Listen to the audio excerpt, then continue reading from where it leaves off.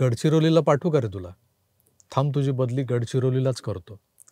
अशी दमबाजीची वाक्य आपण अनेकदा ऐकलेली आहेत आणि आता ही दमबाजी जी आहे ती सरकारी खात्यात काम करणाऱ्या कुठल्याही कर्मचाऱ्याला, मग तो कारकून असो की पोलीस अधिकारी, त्याला जर बांबूच लावायचा असेल तर त्याचे वरिष्ठ गडचिरोलीला बदली करण्याचा हाग्या दम देत असतात.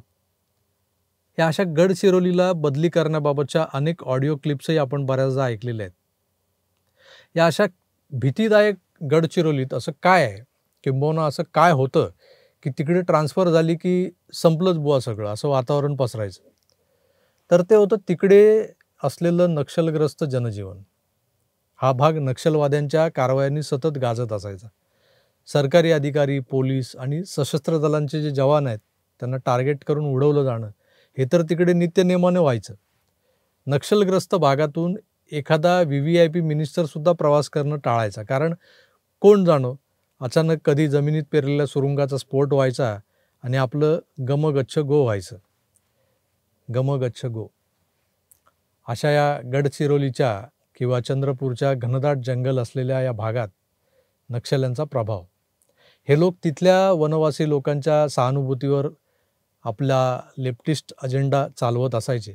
पण डाव्या विचारांच्या शहरी विचारवंतांपेक्षा हे जंगलातले सशस्त्र नक्षली, म्हणजे अर्बन नक्षलवाद्यांपेक्षा हे इकडचे जे नक्षली आहेत म्हणजे सरकारच्या डोक्याला ताप होता.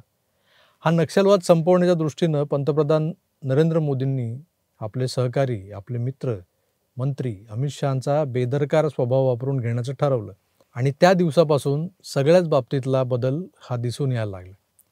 गडचिरोलीचं पालकमंत्रीपद हे तसं नावडत असणं स्वाभाविकच आहे, पण अशा नक्षलग्रस्त जिल्ह्याचं पालकमंत्रीपद घेऊन तिथला नक्षलवाद संपवण्याचा प्रयत्न तीव्र कसा करता येईल हे सगळ्यात आधी ताडलं ते RR आबांनी.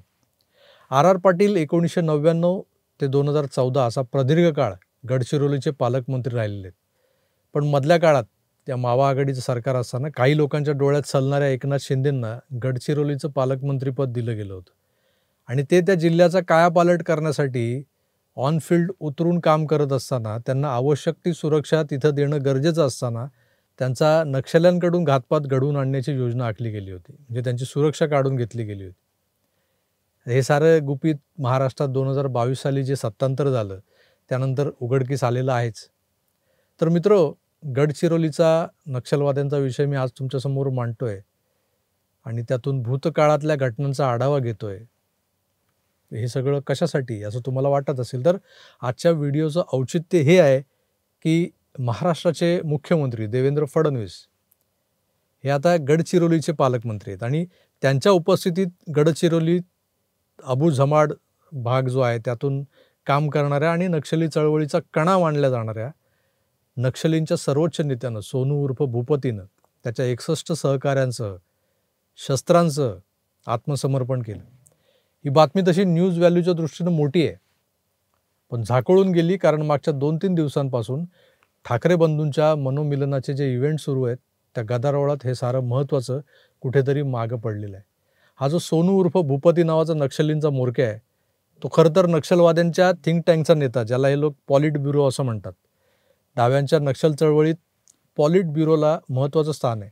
भूपती या पॉलिट ब्युरोच्या माध्यमातून चळवळीला दिशा देण्याचं काम सलग 40 वर्ष करत होता. या लोकांच्या सशस्त्र कारवायांनी देशाचं होणारं नुकसान हे खरं तर अपरिमित आहे, पण स्वातंत्र्यानंतर मागची 65 वर्ष या उपद्रव मूल्यांना संपवण्याचा विचार ना राजकारण्यांनी मांडला ना सत्ताधाऱ्यांनी ते प्रत्यक्षात आणण्याचा प्रयत्न केला. पण मोदी सरकारनं भारताच्या विकासाआड येणाऱ्या प्रत्येक घटकांचा गळा आवळण्याच्या योजना आखत नक्षलवाद्यांचा बिमोड करण्याचं काम अमित शहांकडे सोपवलं आणि अमित भाईंनी आपली जबाबदारी ओळखत वेगवेगळ्या मार्गांनी आधी नक्षलवाद्यांना जेरीला आणलं. नक्षली असले तरी शेवटी ती माणसंच ना. त्या माणसांना पोट आहे, भूक आहे, अन्न, वस्त्र, निवारा लागतो, भावना आहेत, आपल्या बायका पोरांची आठवण येते, त्यांच्यासोबत राहावंसं वाटतं. शारीरिक व्याधींवर उपचार घ्यायचे झाल्यास सरकारी रुग्णालयात भरती व्हावं लागतं. हे सगळं समजून उमजून अमित शहांनी C-60 सारखी एक फौज तयार केली, जी CRPF किंवा स्थानिक पोलिसांसह जंगलात घुसून या नक्षलवाद्यांवर नेमके पॉइंटेड हल्ले करील, त्यांना नामोहरम करील. निबिड अरण्यात जिथं सूर्याची किरणं पोहोचत नाहीत त्या अंधारात देखील C-60चे कमांडो पोहोचून नक्षल्यांना ठार करत होते. हा हल्ला तसा अनपेक्षित होता. जंगलाला सरावलेले तिथल्या वनवाशांच्या मदतीनं आपल्या हालचाली करणारे नक्षली एरवी सैन्य दलावर किंवा पोलिसांवर भारी पडायचे, पण C-60 कमांडोजनी नक्षल्यांना नामोहरम केलं. एका बाजूला सशस्त्र हल्ले, दुसऱ्या बाजूला रसद तोडणं. जे वनवासी या नक्षल्यांना मदत करतात त्या वनवाशांच्या कल्याणाच्या कार्यक्रमांमधून त्यांना सुविधा पोचवत नक्षल्यांपासून लांब करणं. काही तरुणांचं ब्रेन वॉशिंग झालं होतं. अशा तरुणांना रोजगार देत त्यांना मुख्य प्रवाहात आणणं.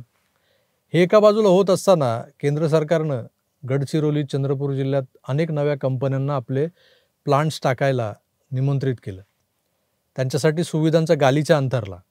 काही मोठ्या कंपन्या म्हणजे काही नामचीन कंपन्या गडचिरोलीत आल्याही त्यांचे प्लांट सुरू झाले.